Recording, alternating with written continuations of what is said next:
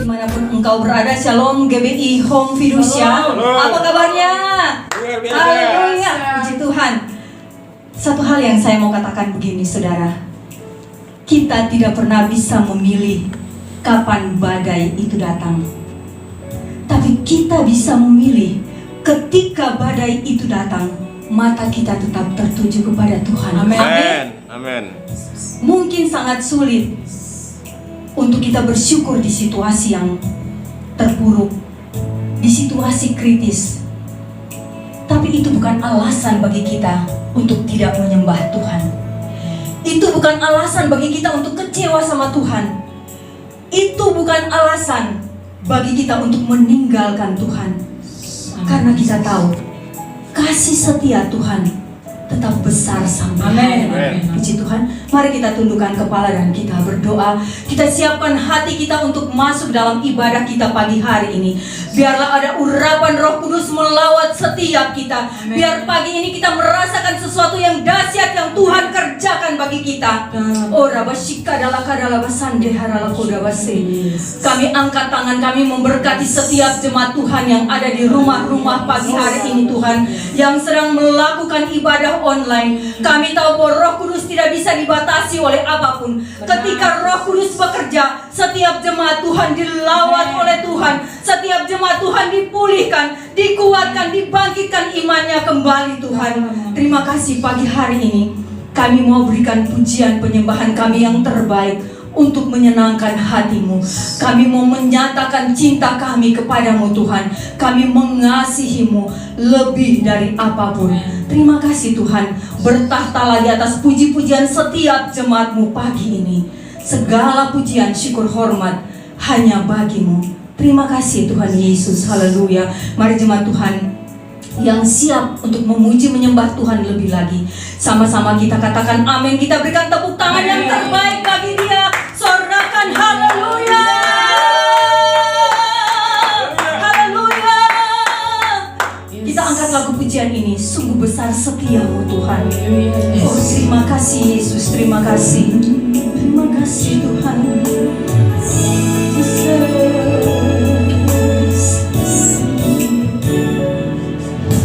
Sungguh besar setiamu,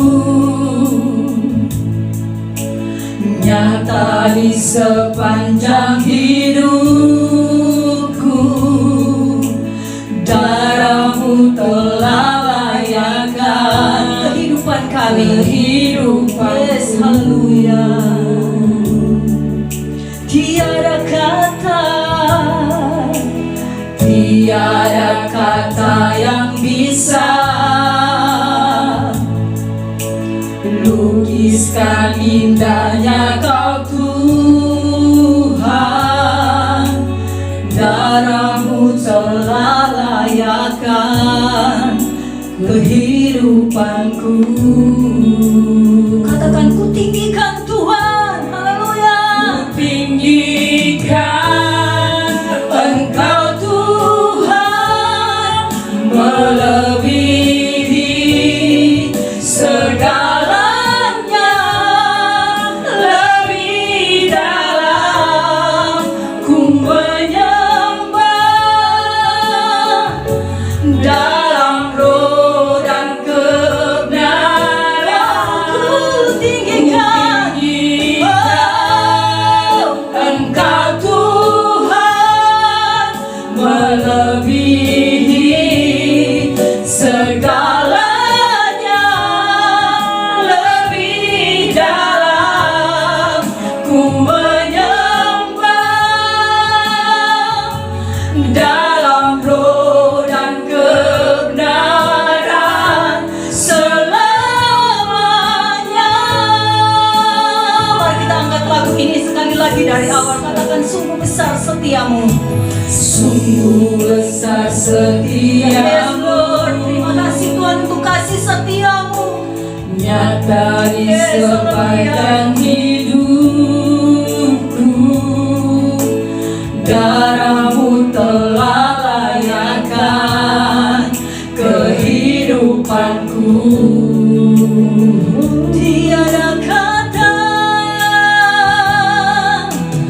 Tiada kata yang bisa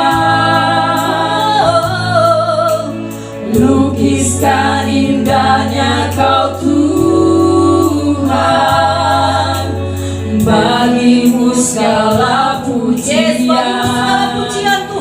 kemuliaan. Haleluya, kami tinggikan Engkau. Ku tinggikan Engkau Tuhan, melebihi segalanya, lebih dalam ku menyembah dalam roh dan kebenaran. Kami tinggikan Tuhan. Yes, haleluya. Engkau Tuhan, melebihi segalanya, lebih dalam ku menyembah dalam roh dan kebenaran selamanya. Mari jemaat Tuhan sekali lagi katakan ku tinggikan. Haleluya, haleluya. Terima kasih Tuhan. Sama-sama kita angkat lagu ini, katakan ku tinggikan. Haleluya. Ku tinggikan Engkau Tuhan, melebihi segalanya, lebih dalam ku menyembah dalam roh dan kebenaran Selamanya ku tinggikan. Haleluya. Ku tinggikan Engkau Tuhan, melebihi segalanya, lebih dalam ku menyembah dalam roh dan kebenaran selamanya.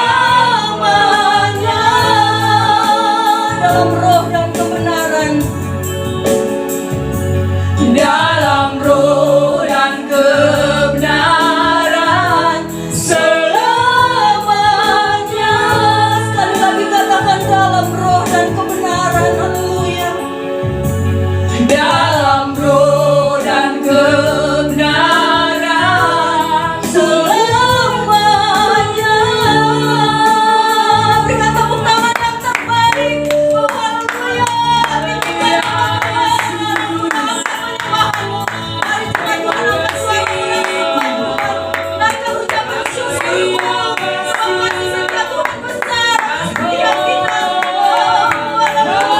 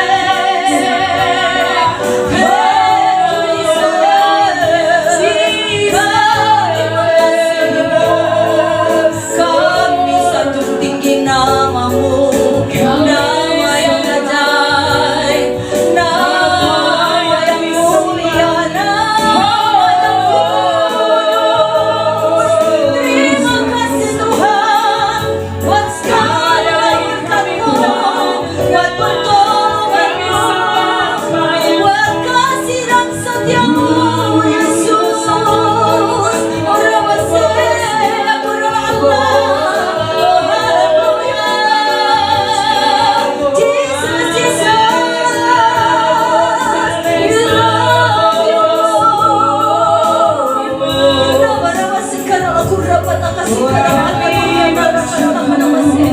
Urapa papa kadang terus menyembah Tuhan, terus sembah Tuhan, karena terlalu banyak yang Tuhan lakukan dalam kehidupan kita. Terlalu bahagia bagi kita. Dia Allah yang baik, Dia Allah yang dahsyat, menolong dalam kesesakan, sangatlah terbukti.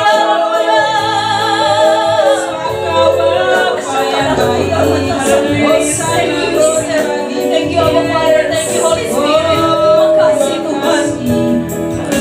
Bersyukur kepadamu Tuhan. Terima kasih. Terima kasih kami masih bisa beribadah pagi ini.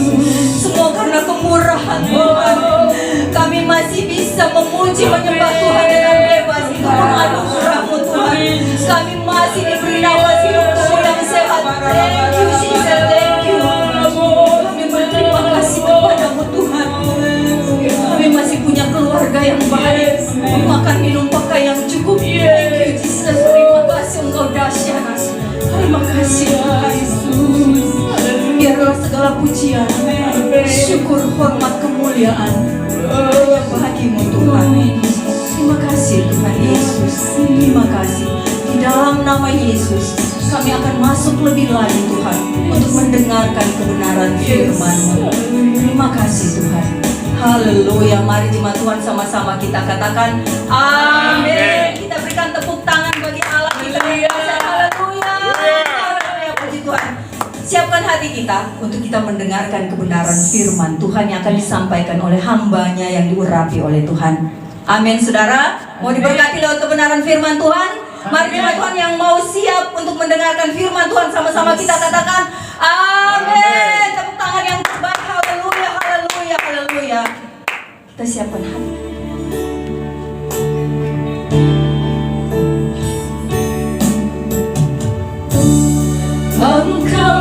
Engkaulah perisaiku saat badai hidup menerpaku. Katakan firman-Mu Tuhan. Firman-Mu di dalamku, Tenangkan jiwa setiap kami. tenangkan jiwaku, Bukan berdiri. bukan berdiri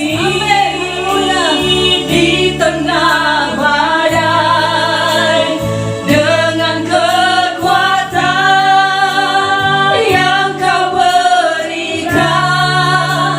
Sampai kapanpun ku kan bertahan, karena Yesus selalu menopang hidupku.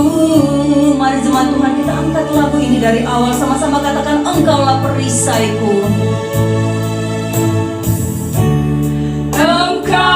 Engkaulah perisaiku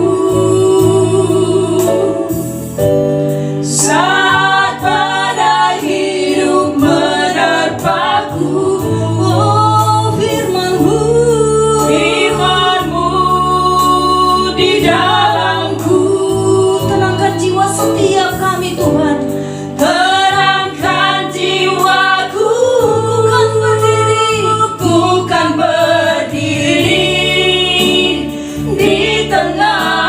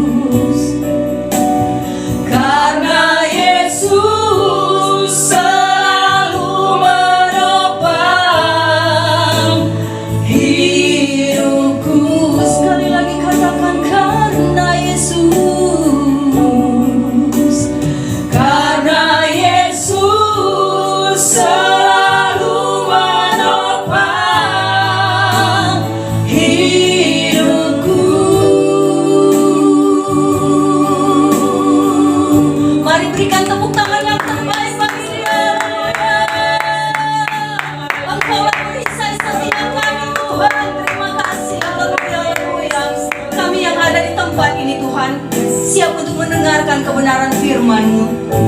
Sucikan dan kuduskan hati kami, siapkan hati kami menjadi tanah yang subur, yang siap menerima benih kebenaran firman-Mu, agar berbuah, bertumbuh, menghasilkan buah yang lebat untuk kemuliaan nama Tuhan. Di dalam nama Yesus, jemaat yang siap mendengarkan firman Tuhan, sama-sama kita.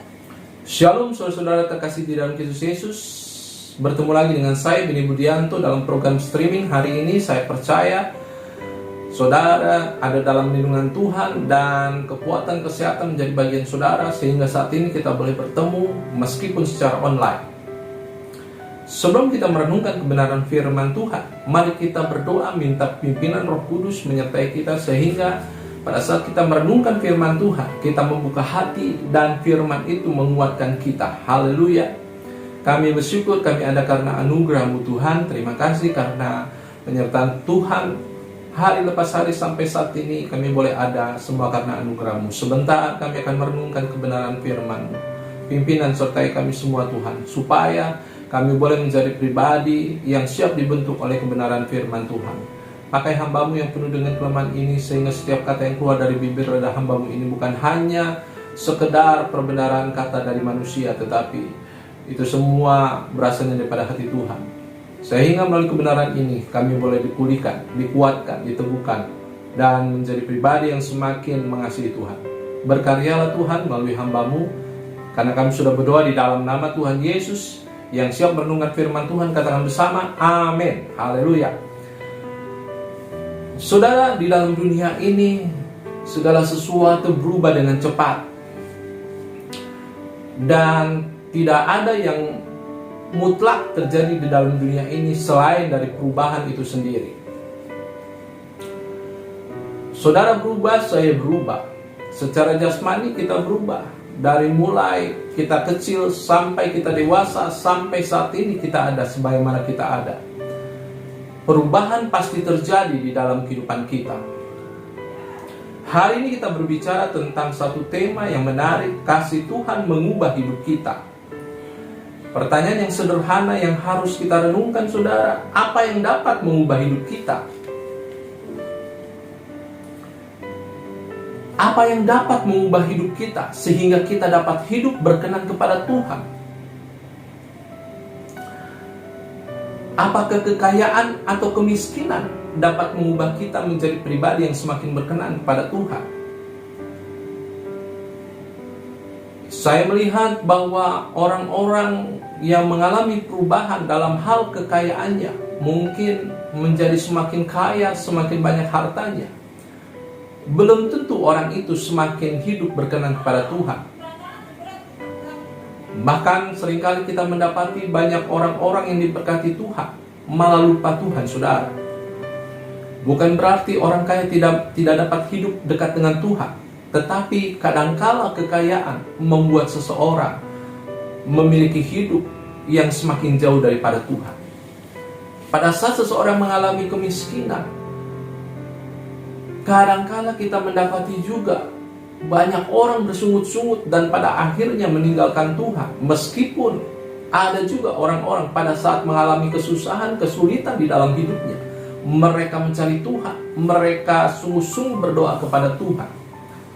Jadi pertanyaan saudara, apa yang membuat kita dapat berubah menjadi pribadi yang semakin berkenan kepada Tuhan? Mungkin ada di antara saudara yang berkata, kalau aku memiliki kekuasaan, kalau aku memiliki jabatan, mungkin aku bisa menjadi pribadi yang berubah, semakin berkenan kepada Tuhan.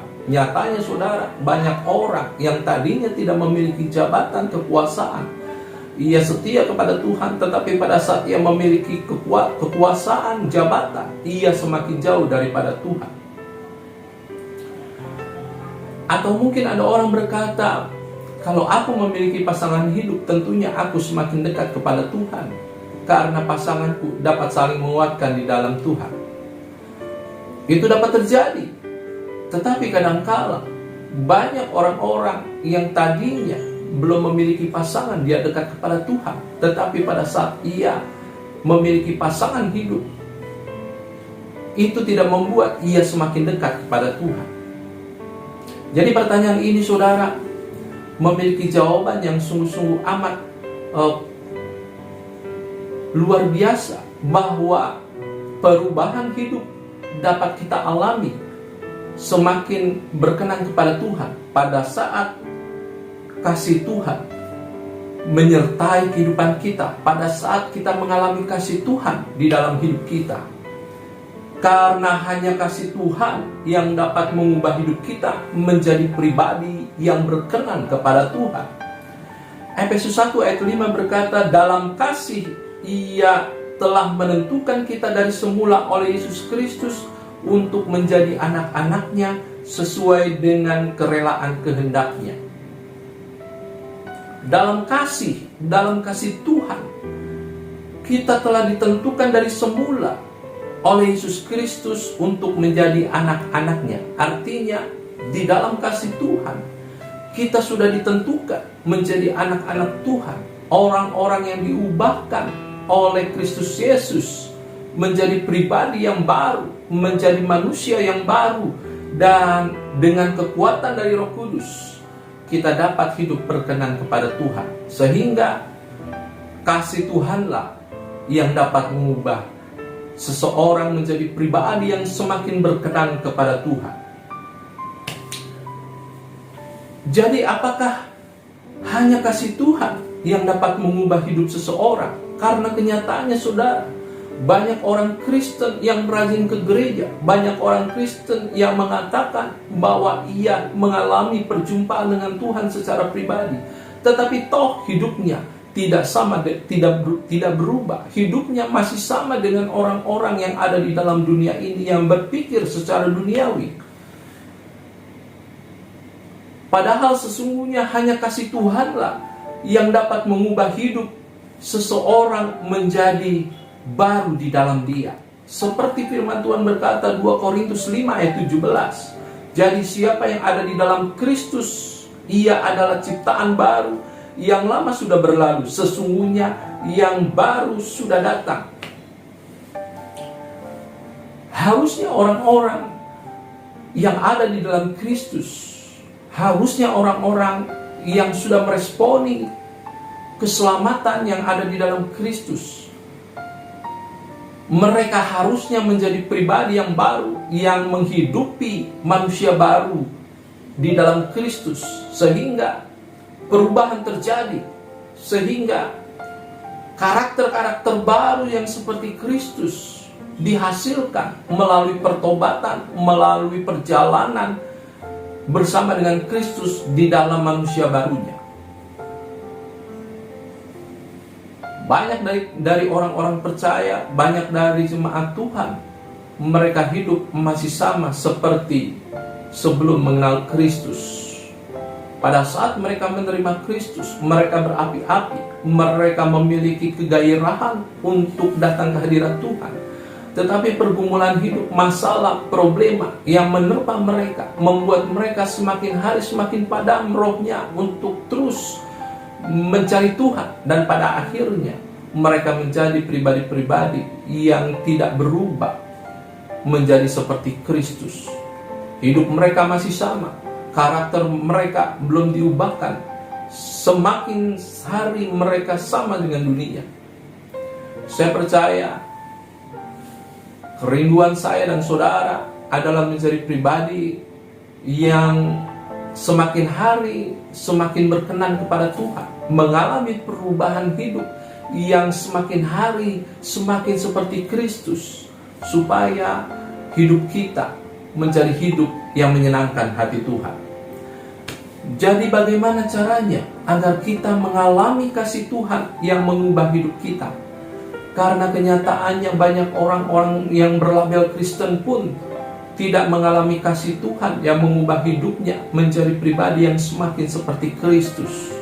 Ini pertanyaan yang harus kita jawab. Ini pertanyaan yang harus kita renungkan bersama, supaya kita memiliki kasih Kristus yang sungguh di dalam diri kita dan mengubah hidup kita menjadi pribadi yang semakin hari semakin menyenangkan hati Tuhan. Sehingga saudara, untuk kita mendasari perenungan kita hari ini, kita akan membuka kebenaran firman Tuhan di dalam Yohanes 8 ayat 1 sampai 11. Yohanes 8 ayat 1 sampai 11 saya akan bacakan buat saudara. Mari kita renungkan bersama kebenaran firman ini supaya kita boleh diubahkan oleh Kristus dan menjadi pribadi yang semakin hari semakin berkenan kepada Tuhan. Yohanes 8 ayat 1 sampai 11. Tetapi Yesus pergi ke Bukit Zaitun. Pagi-pagi benar ia berada lagi di bait Allah dan seluruh rakyat datang kepadanya. Ia duduk dan mengajar mereka. Maka ahli-ahli Taurat dan orang-orang Farisi membawa kepadanya seorang perempuan yang kedapatan berbuat zina. Mereka menempatkan perempuan itu di tengah-tengah lalu berkata kepada Yesus, "Rabi, perempuan ini tertangkap basah ketika ia sedang berzina. Musa dan dalam hukum Taurat memerintahkan kita untuk melempari perempuan-perempuan yang demikian. Apakah pendapatmu tentang hal itu?" Mereka mengatakan hal itu untuk mencobai Yesus, mencobai dia, supaya mereka memperoleh sesuatu untuk menyalahkannya. Tetapi Yesus membungkuk, lalu menulis dengan jarinya di tanah. Dan ketika mereka terus-menerus bertanya kepadanya, ia pun bangkit berdiri lalu berkata kepada mereka, "Barang siapa di antara kamu tidak berdosa, hendaklah ia yang pertama melemparkan batu itu kepada perempuan itu." Lalu ia membungkuk pula dan menulis di tanah. Tetapi setelah mereka mendengar perkataan itu, pergilah mereka seorang demi seorang, mulai dari yang tertua. Akhirnya tinggallah Yesus seorang diri dengan perempuan itu yang tetap di tempatnya. Lalu Yesus bangkit dan berkata kepadanya, "Hai perempuan, di manakah mereka? Tidak adakah seorang yang menghukum kau?" Jawabnya, "Tidak ada, Tuhan." Lalu kata Yesus, "Aku pun tidak menghukum engkau. Pergilah dan jangan berbuat dosa lagi." Haleluya. Saudara yang terkasih di dalam Kristus Yesus, ini merupakan suatu perikop yang seringkali kita baca dan kita renungkan. Suatu perikop tentang perempuan yang berzina. Jadi pada saat Yesus ada di bait suci mengajar orang banyak, ada juga kelompok lain yang berbeda dengan kelompok Yesus. Kelompok ahli-ahli Taurat, kelompok orang-orang yang membenci Yesus. Mereka menghampiri Yesus dengan membawa seorang wanita. Dan mereka berkata bahwa wanita ini tertangkap basah sedang berzina. Menurut hukum Musa, menurut hukum Taurat Musa, ia harus dilempari dengan batu sampai mati. Yesus seolah-olah tidak mendengarkan perkataan mereka. Yesus seolah-olah tidak acuh dengan apa yang mereka sampaikan. Tetapi mereka mendesak terus sampai pada akhirnya Yesus berkata, "Siapa di antara kalian yang tidak pernah berbuat dosa, hendaklah ia melemparkan lebih dahulu batu kepada perempuan ini." Dan perkataan itu membuat mereka pergi meninggalkan Yesus, dari mulai yang tertua sampai yang termuda. Dan wanita ini pun tidak dirajam oleh batu, oleh gerombolan yang membawa wanita ini. Dan Yesus berkata kepada wanita ini, "Tidak adakah orang yang melempari engkau batu?" "Tidak ada, Tuhan." "Aku pun tidak menghukum engkau.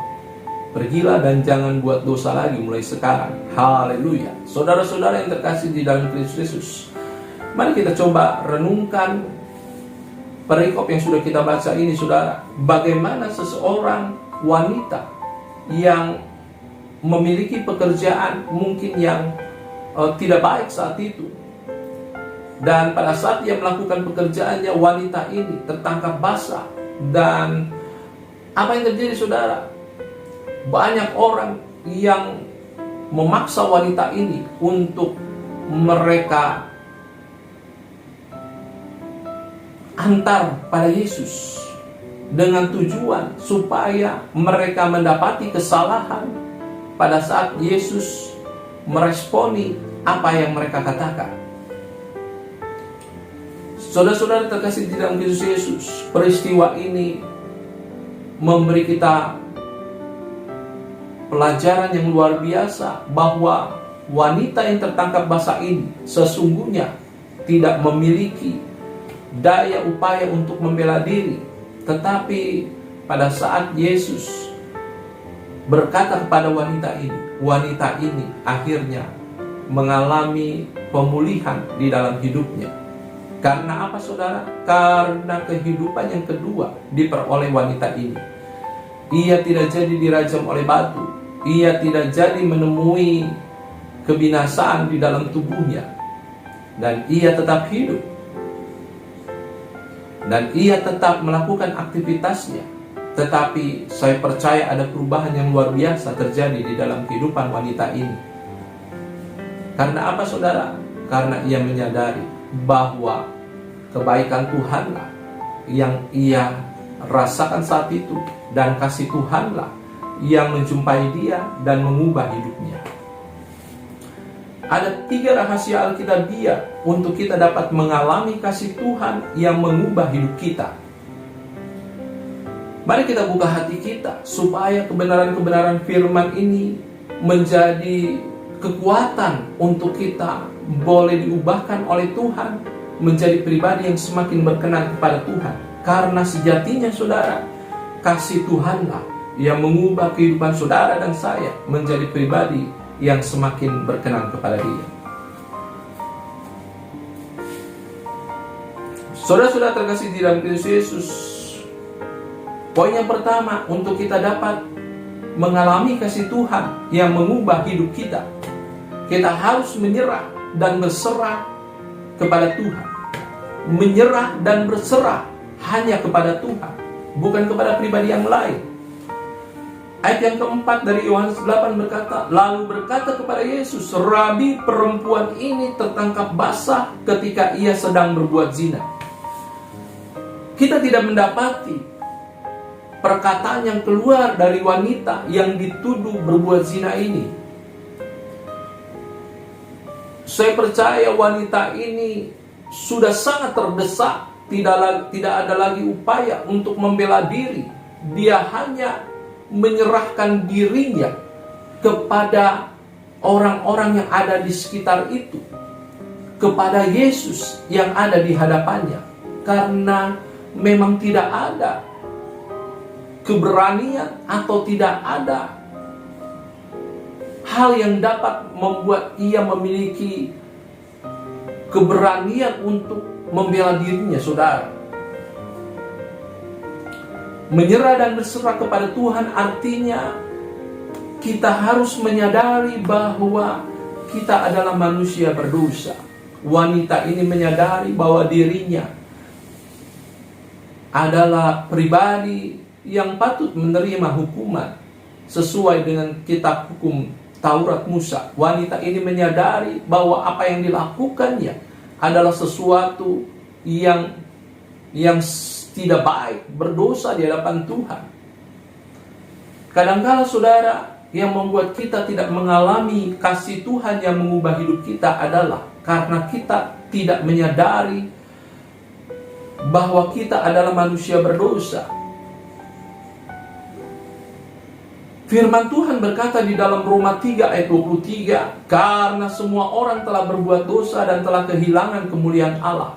Saudara dan saya adalah pribadi yang berdosa, manusia yang berdosa, dan kita harus menyadari bahwa semua orang telah jatuh ke dalam dosa dan kehilangan kemuliaan Allah. Sehingga untuk kita dapat mengalami kasih Tuhan yang mengubah hidup kita, kita harus menyerah dan berserah hanya kepada Tuhan. Artinya kita harus menyadari bahwa diri kita adalah manusia berdosa. Sehingga kalau kita menyadari kita manusia yang berdosa, kita akan menaruh harap kita akan belas kasihan Tuhan di dalam hidup kita.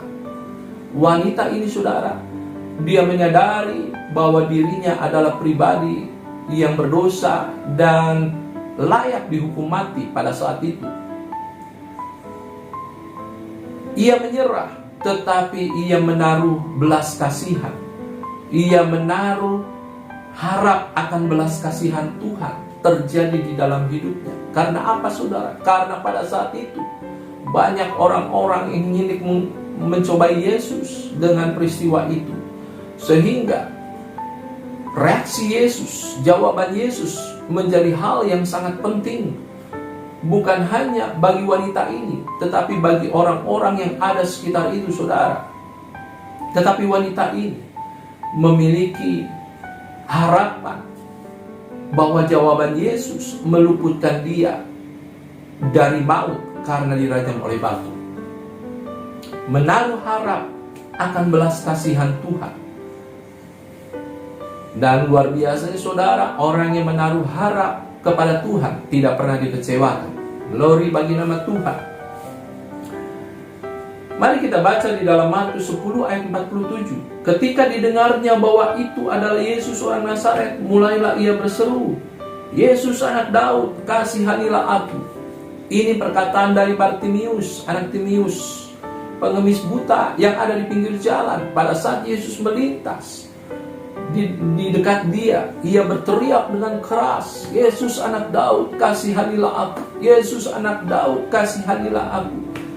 Bartimius tahu bahwa ia mengalami penderitaan di dalam hidupnya karena ia mengalami kebutaan, dan ia tahu jawaban dari pergumulan yang ia alami, yaitu Yesus. Sehingga ia menaruh harap akan belas kasihan Tuhan pada saat Yesus melewati tempat di mana dia berada, sehingga dia tetap berteriak keras. Dan pada akhirnya Yesus berhenti. Yesus menghampiri Bartimius, sehingga Yesus menaruh belas kasihan kepada Bartimius, dan pada akhirnya Bartimius mengalami kesembuhan dari kebutaannya, saudara. Saudara terkasih di dalam Kristus Yesus, menyerah dan berserah kepada Tuhan artinya kita harus menyadari bahwa kita adalah manusia berdosa. Karena kita menyadari kita manusia berdosa, tidak ada alasan untuk kita sombong, meninggikan diri di hadapan Tuhan. Sehingga yang harus kita lakukan pada saat kita ada di dalam hadirat Tuhan adalah kita menaruh harap akan belas kasihan Tuhan. Dan kalau saudara perhatikan di dalam firman Tuhan, bagaimana pelayanan Yesus di dalam dunia ini selalu dilandasi oleh belas kasihan. Sehingga sesuatu yang luar biasa terjadi tatkala belas kasihan Allah dinyatakan di dalam hidup kita. Jadi saudara tidak perlu meninggikan diri di hadapan Tuhan, karena tidak ada alasan untuk kita sombong di hadapan Tuhan. Dan olehnya saudara, kita perlu menaruh harap akan belas kasihan Tuhan, sehingga kita dapat menyerah dan berserah hanya kepada Tuhan. Dan yang luar biasanya saudara, kadangkala kita mau datang kepada Tuhan, kita mau berdoa kepada Tuhan, tetapi kita tidak tulus. Kita datang kepada Tuhan dengan hati yang tidak terbuka dan tidak tulus. Padahal arti dari menyerah dan berserah kepada Tuhan artinya kita harus datang kepada Tuhan dengan hati yang terbuka dan tulus hati. Saudara lihat di dalam perikop yang kita baca, bagaimana orang ahli-ahli Taurat, orang-orang Farisi dan orang-orang yang lainnya yang mendampingi mereka membawa wanita yang kedapatan berzina ini kepada Yesus dengan tujuan untuk mencobai Yesus, bukan dengan tujuan untuk menyatakan apa yang benar, apa yang salah, yang sesuai dengan kehendak Allah. Tetapi mereka datang kepada Yesus untuk mencobai Yesus dengan cara menghakimi wanita ini.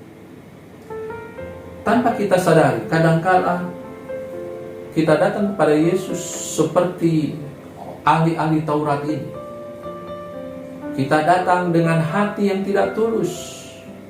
Kita punya niat hanya untuk diberkati. Kita punya niat hanya untuk disembuhkan pada saat kita datang kepada Tuhan. Meskipun hal-hal tersebut menjadi hal yang wajar tatkala kita datang pada Tuhan.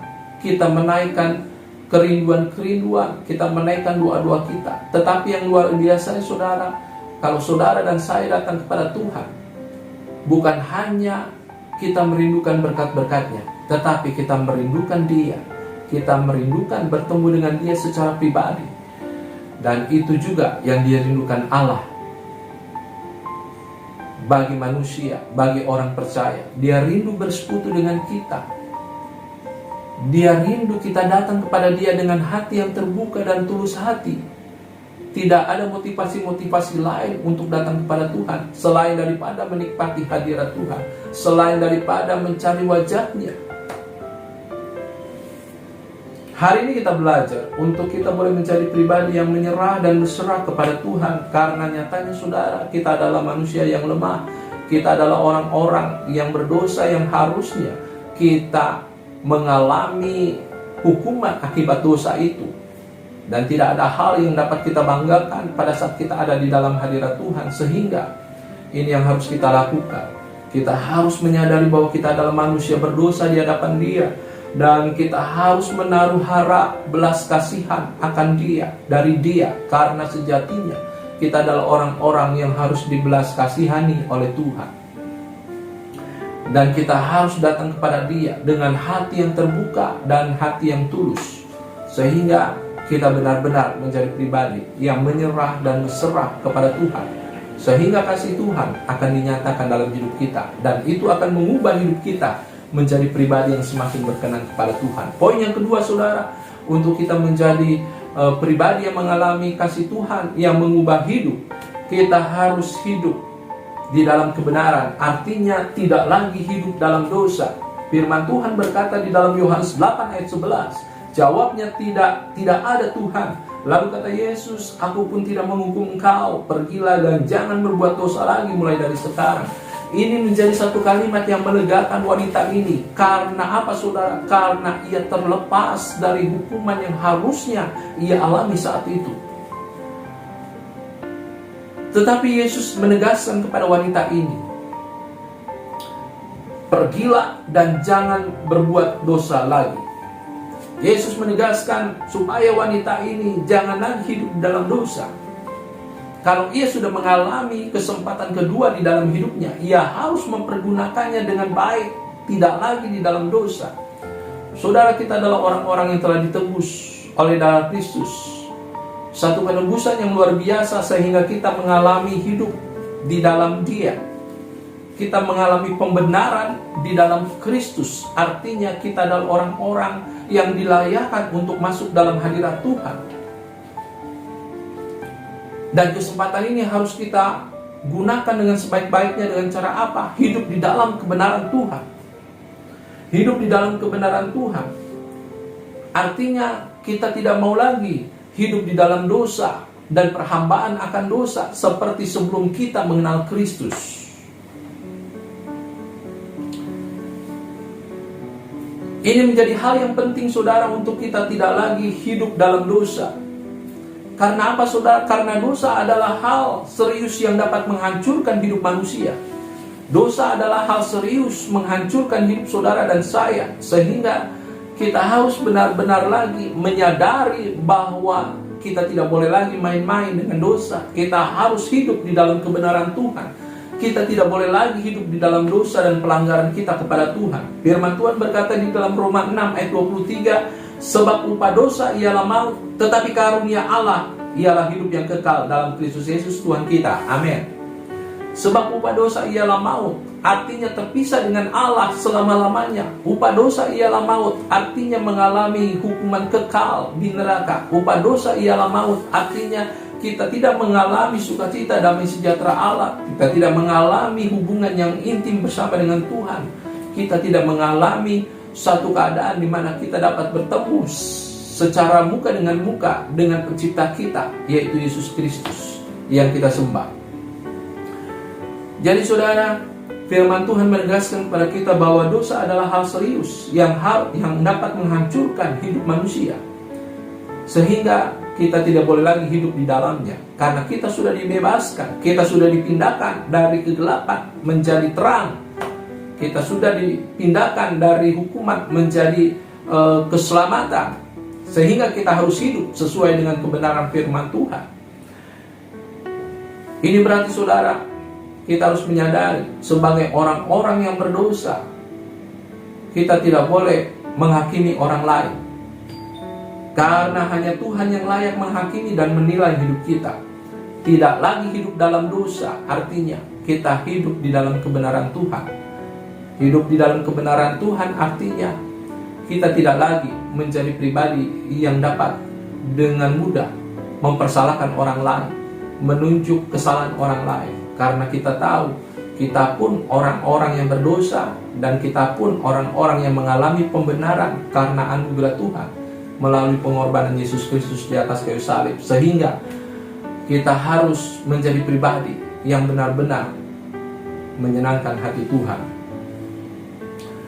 Dan luar biasa nih saudara, kita adalah orang-orang yang sesungguhnya hamba dosa, tetapi kita dibenarkan oleh Tuhan oleh karena kasih Tuhan. Kita terima mengubah hidup kita menjadi manusia baru. Saudara dan saya adalah manusia baru, orang-orang yang ada di dalam Kristus, orang-orang yang telah ditebus. Kasih Tuhan mengubah hidup kita menjadi manusia baru. Haleluya. 2 Korintus 5 ayat 17 berkata dengan jelas, jadi siapa yang ada dalam Kristus, ia adalah ciptaan baru. Yang lama sudah berlalu, sesungguhnya yang baru sudah datang. Kasih Tuhan mengubah hidup kita menjadi manusia baru. Saudara bukan lagi hamba dosa, saudara adalah hamba kebenaran. Tetapi tidak hanya pada saat titik itu saudara disebut hamba kebenaran, maka saudara tidak lagi melakukan hal-hal yang lainnya lagi. Justru pada saat kita mengalami pembenaran Tuhan, kita menjadi hamba kebenaran, kita harus hidup di dalamnya. Kita harus terus diproses oleh Tuhan menjadi pribadi yang memiliki karakter seperti Kristus yang adalah sumber kebenaran itu sendiri.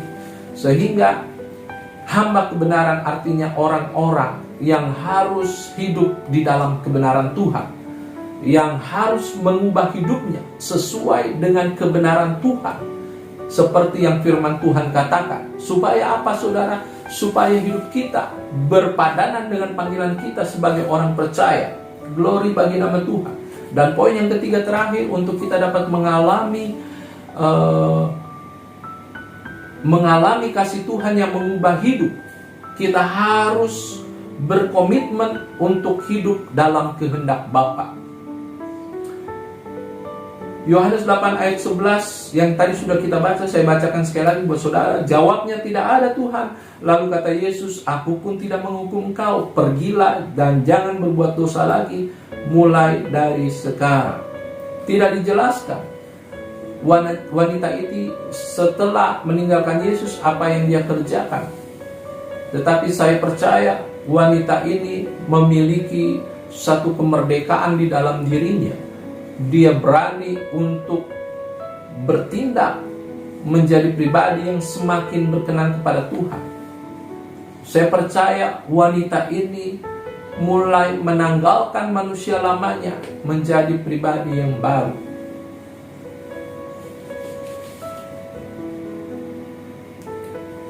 Saudara-saudara, berkomitmen untuk hidup dalam kehendak Bapa artinya berkomitmen itu meninggalkan manusia lama kita.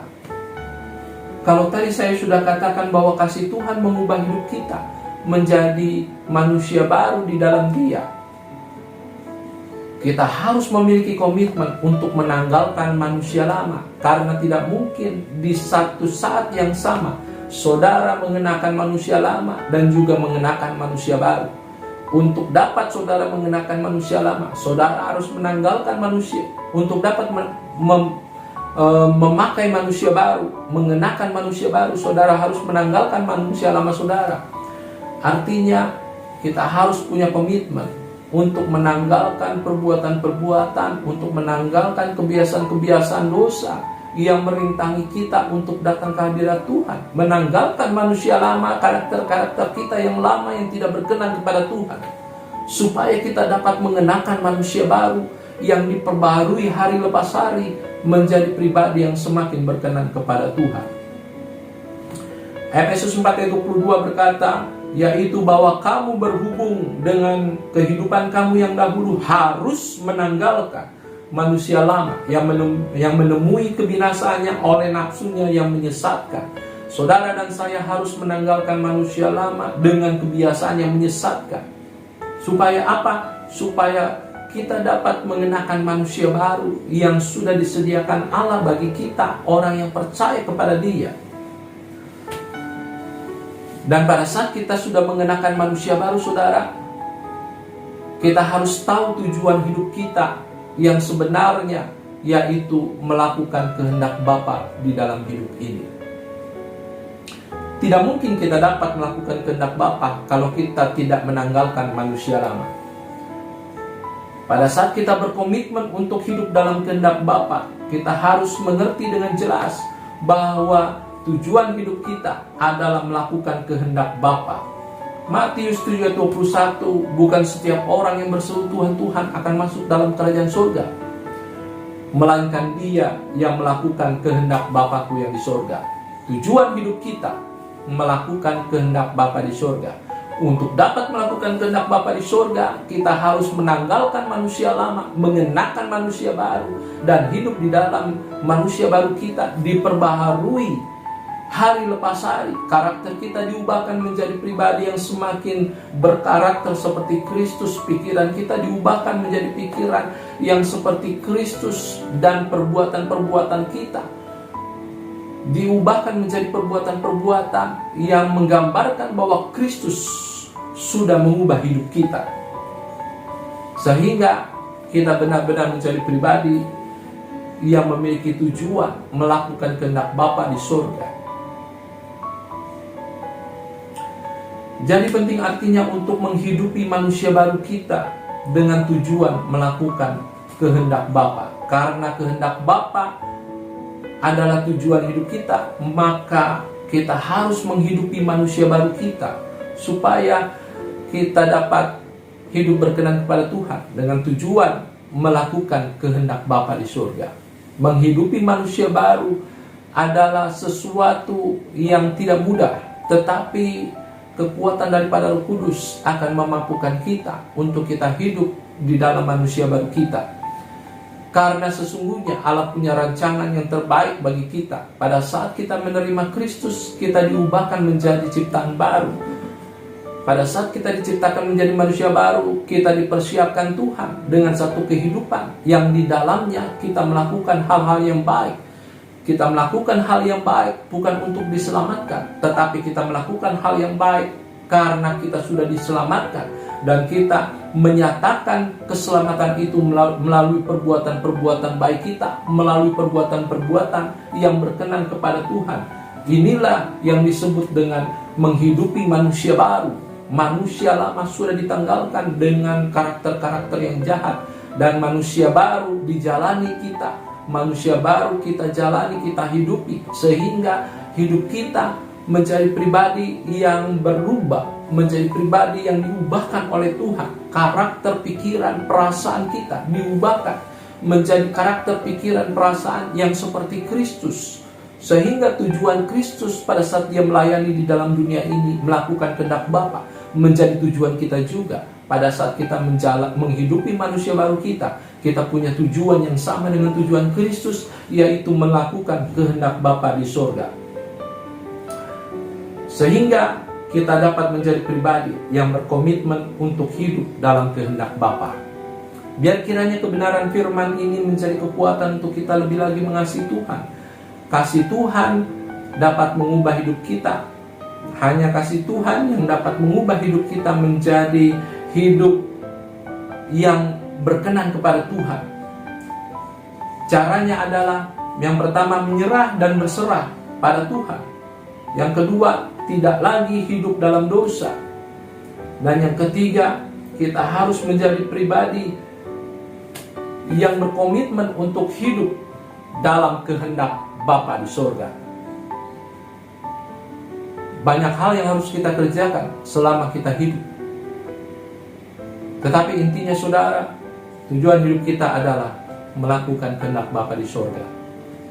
Kekayaan, kehormatan, jabatan itu hanya aksesoris saja saudara. Pada saat saudara memiliki semuanya itu menjadi alat untuk kita dapat menyenangkan hati Tuhan dengan cara kita melakukan hal-hal yang baik dengan apa yang Tuhan berikan dalam hidup kita. Karena tujuan yang utama melakukan kehendak Bapa di surga. Mari kita bersatu dalam doa. Kami bersyukur Tuhan, hari ini kami boleh merenungkan kebenaran firman Tuhan untuk menjadi pribadi yang semakin berkenan kepada Tuhan. Berkati Tuhan setiap jemaatmu dimanapun mereka berada, menjadi pribadi-pribadi yang mau dibentuk, diubahkan oleh kasih Tuhan, sehingga kami boleh menjadi pribadi yang menyenangkan hati Tuhan. Berkati setiap jemaatmu dimanapun mereka berada, supaya nyata penyertaan Tuhan sempurna menyertai mereka, dan mereka boleh semakin berkenan kepada Tuhan. Dalam nama Tuhan Yesus kami sudah berdoa. Haleluya. Amin. Amin saudara. Sampai bertemu lagi, Tuhan Yesus memberkati. Haleluya.